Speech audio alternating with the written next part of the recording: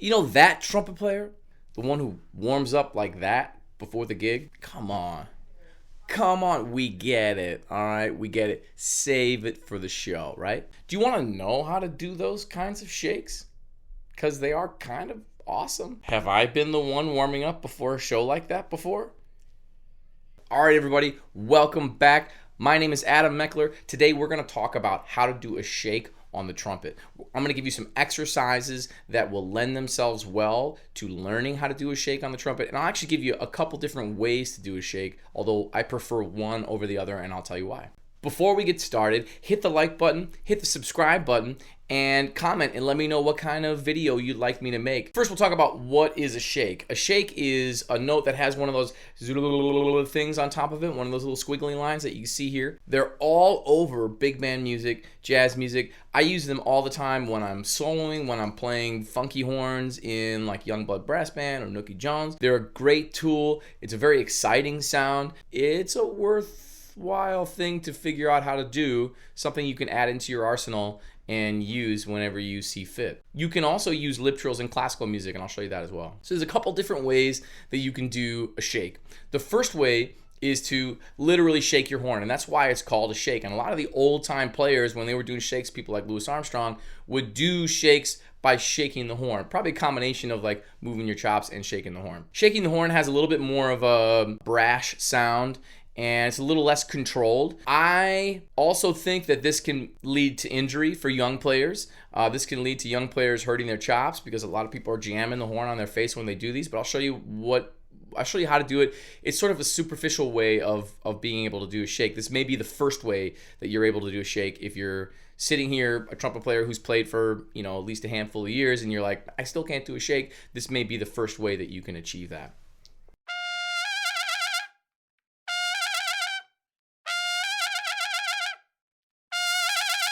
So I'm literally taking the horn and pulling it away from my face and then jamming it back onto my face. And I'm trying not to do it in a way that'll hurt my chops. I'm trying to be sort of gentle.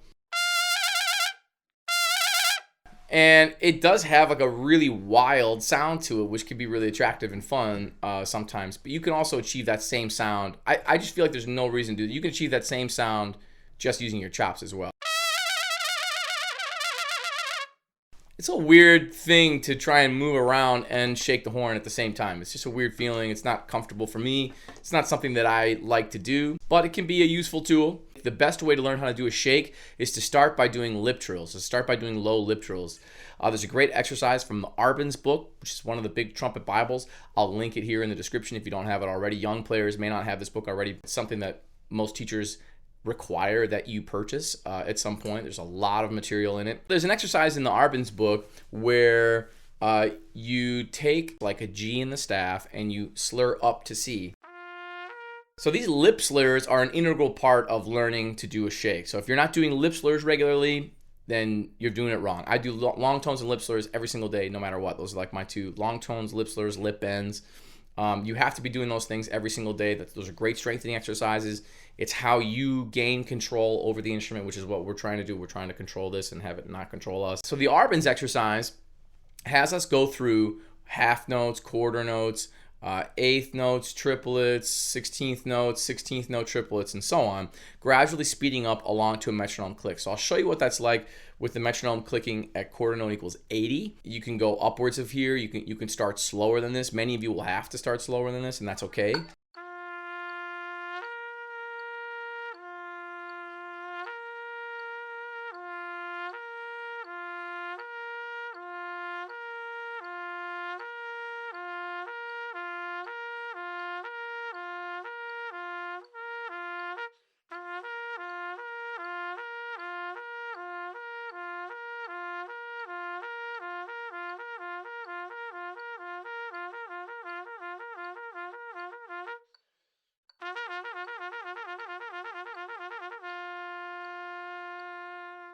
The idea is to do it in one breath. Of course, I'm at a slow enough tempo that it's difficult to do it in one breath, and you may have to take breaths in the middle. If I speed it up, let's say the quarter note equals 100.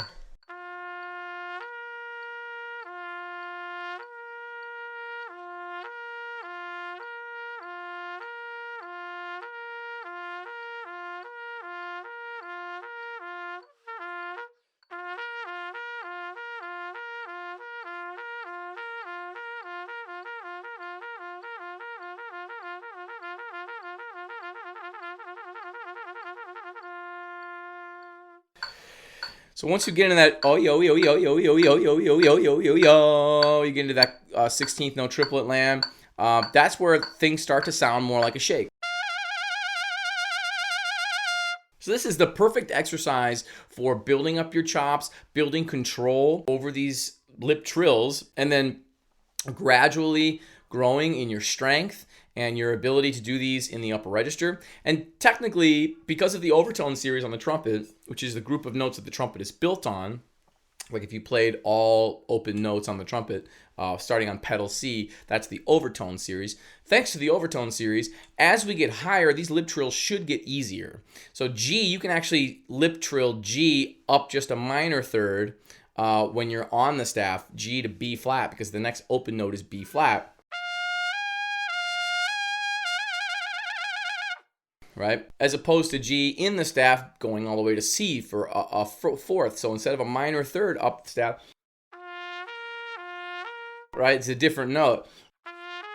But we can't play that note in the middle register open. So as we get higher, the notes get closer together, which should make the lip trills a little bit easier. Of course, we have to have some strength and we have to build up to it. So these are really great exercises, just these lip trills, just working your way up slowly, starting on G and going up to A flat and using 2 and 3. You want to use both 2 and 3 for A flat and for C.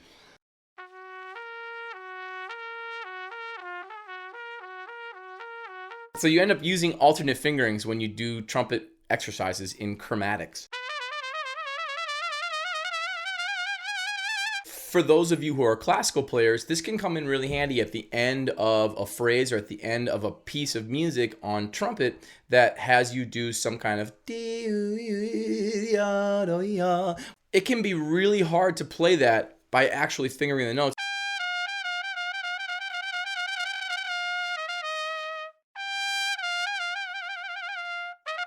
So you hear that at the end of a lot of pieces. A great way of doing those is to do it as a lip trill rather than trying to finger all the notes. And actually you'll find that as you get better at doing lip trills, you will prefer this method to actually trying to finger those pitches on classical pieces.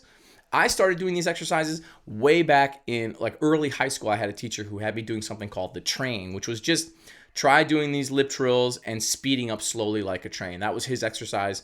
And it wasn't to a metronome like I like to do the Arbans exercise, but this is also another way that you can practice these lip trills all over the horn, is you can just slowly try and get faster and see if you can get into a rhythm. What I like to think of is I like to think of bouncing the bottom note off the ground like a basketball, right? The ball really wants to shoot up into the top note, so I'm kind of sitting on the top note like that's the note I'm playing, and I'm dropping down into the bottom note. Rather than thinking that I'm playing the bottom note and hitting the top note, I'm thinking I'm sitting on the top note and I'm bouncing the note off of the bottom note.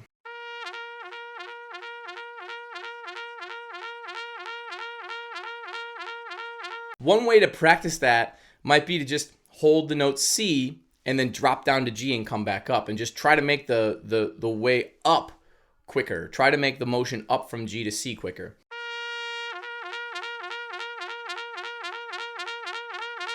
So I'm thinking that I'm sitting on the C. C is the note that I'm holding, right? And then I'm bouncing it off. And then eventually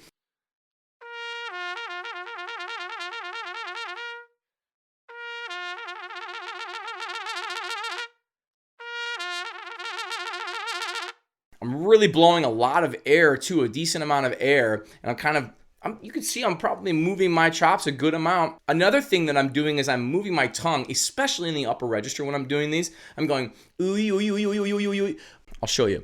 Ooh ooh ooh ooh like that. So my tongue is kind of coming forward and up and almost curling like that.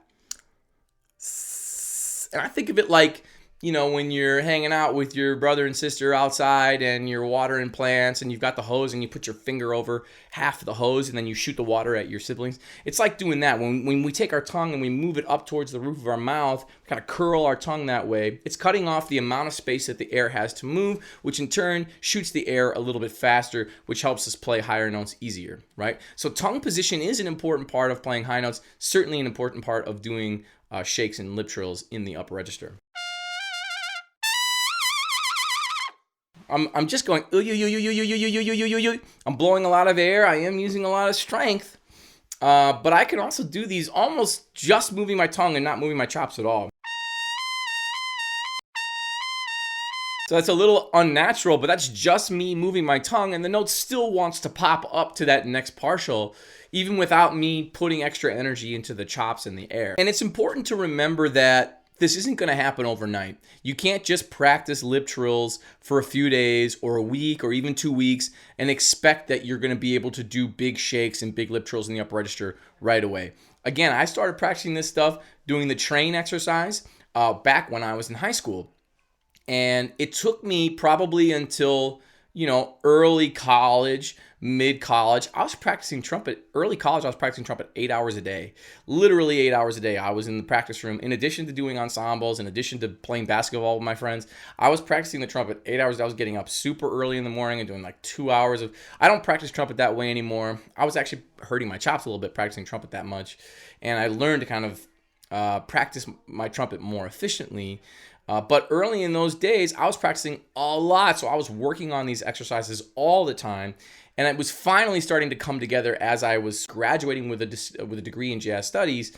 I was finally able to kind of do some of these things physically that I wanted to do on the trumpet. I want to show you the train exercise really quick because this is a fun one. And it's one where you don't need a metronome.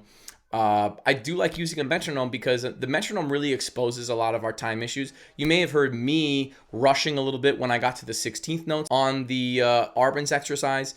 And that's a pretty common thing. Actually, I think it's great to use a metronome because it teaches us that 16th notes aren't necessarily as fast as we think they are. A lot of times visually things look faster than they sound. So we have to get used to playing these things along with metronomes. Here's the train exercise that my teacher in high school taught me.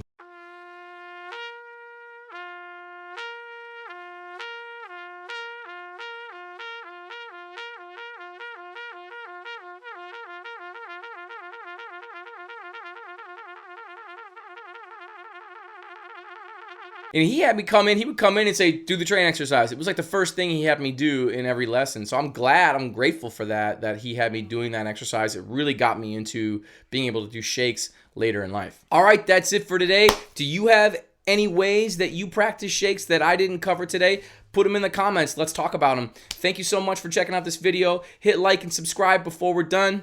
Bye.